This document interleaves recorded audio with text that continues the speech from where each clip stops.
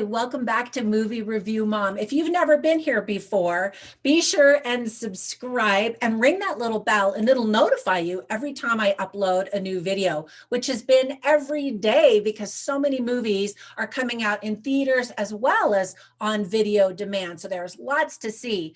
And if you've never watched my Movie Review Mom channel before, this is the scoop. I try to give you a heads up on the content of a movie so that you can make a decision as to whether or not this movie is right for you and your family, because movies cost a lot of time and money. And so I don't want you to waste either one of those.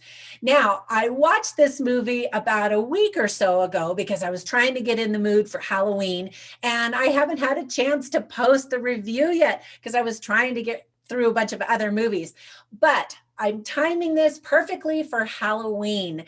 So if you live in the United States, then you are celebrating Halloween this weekend. And so you might have checked out this movie, but you might be saving it for Halloween Day. So let me give you the heads up. First of all, the movie I'm reviewing is called Hubie Halloween. The movie is rated PG-13. It's an hour and 42 minutes. And the movie review mom grade I'm giving it is a C plus. And I'll tell you why. First, in a nutshell, I was wondering if we were going to get a new Halloween movie this year. And it turns out we actually got several. So this is one of them. I was in the mood to watch something fun, something along the lines of Hocus Pocus or Goosebumps, nothing too scary, when I stumbled across this movie that's playing on Netflix. And interestingly enough, Hocus Pocus and Hubie Halloween both take place in Salem, Massachusetts, known for the famous witch hunts. So for some perspective, Adam Sandler said he was going to make a real stinker of a movie if he didn't win an Academy Award for his movie last year called Uncut Gems. I don't know if you saw that one. Not only did he not win, but he was completely snubbed for a nomination. So the question is this the terrible movie he promised to make? Some say it is, and others who love Adam Sandler disagree. But know this going into it. This is a classic Adam Sandler movie. So that alone should kind of tell you what you're in for. So let me give you some tips for parents because the movie is rated PG-13. First of all, because the general audience is for kids, of course, there's barfing in the movie. It's disgusting, and you see it.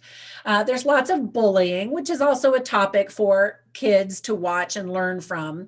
And like all of Adam Sandler's movies, there are a ton of crude jokes and visual gags, things that are really inappropriate for young kids.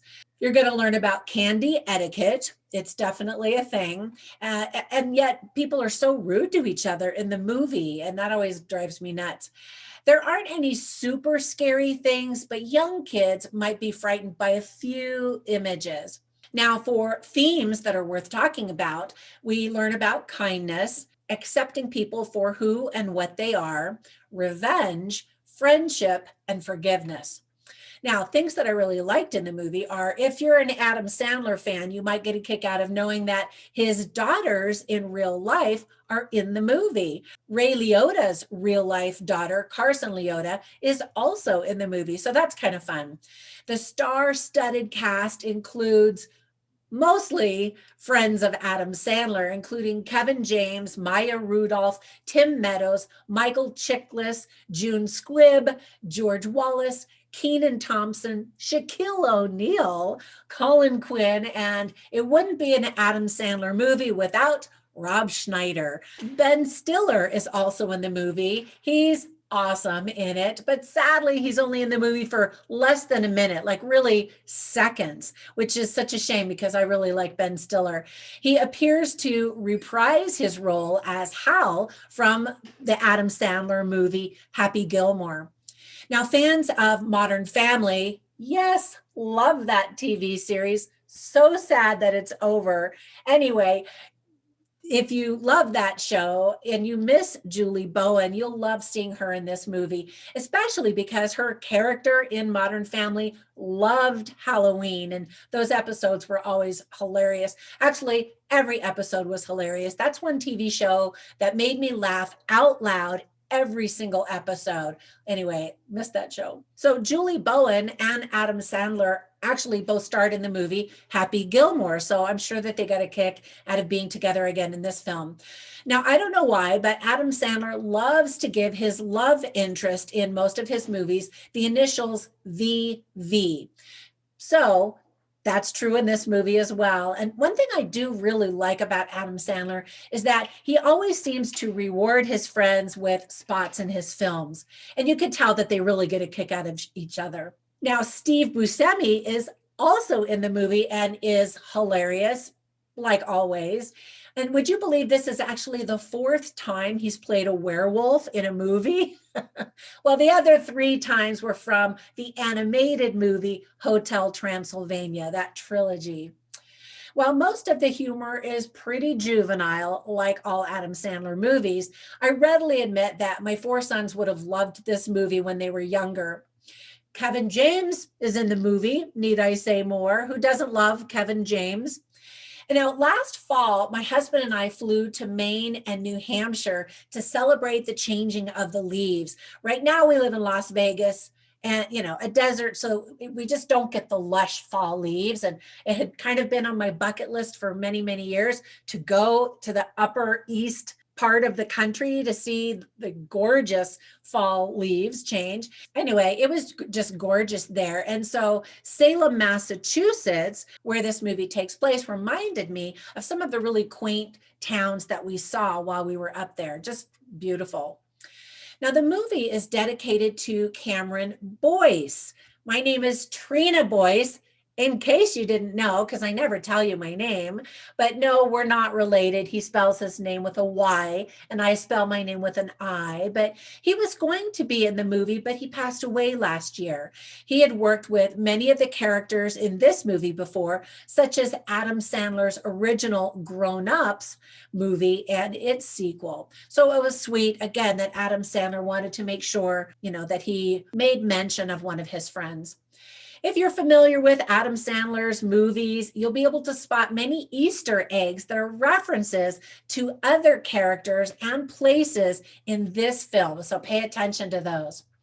Now, there were some things I didn't like, and topping the list is Adam Sandler.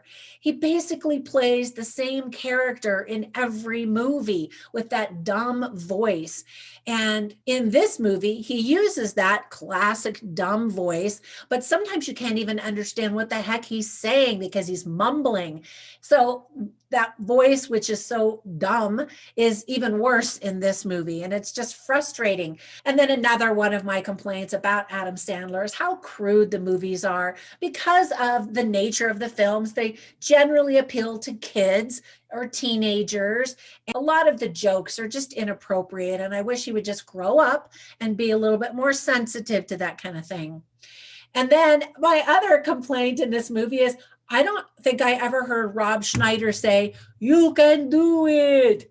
Did I miss that? I mean, isn't that what he's known for, at least in Adam Sandler movies? So other than that, the movie is definitely going to get you in the mood for Halloween and trick-or-treating, although with social distancing and COVID, I don't know how realistic this movie is compared to what your experience is going to be this year. So I hope whatever you do that you have fun. Now, I mentioned 3 movies that will also get you in the mood for Halloween, and be sure and click down below and I have the links where you can quickly find the movies on Amazon. And if you rent or purchase those movies, that helps out my channel just a little bit. So thank you. So the first movie is Goosebumps, and any of the Goosebumps movies, really. The second is Hocus Pocus, which I mentioned earlier.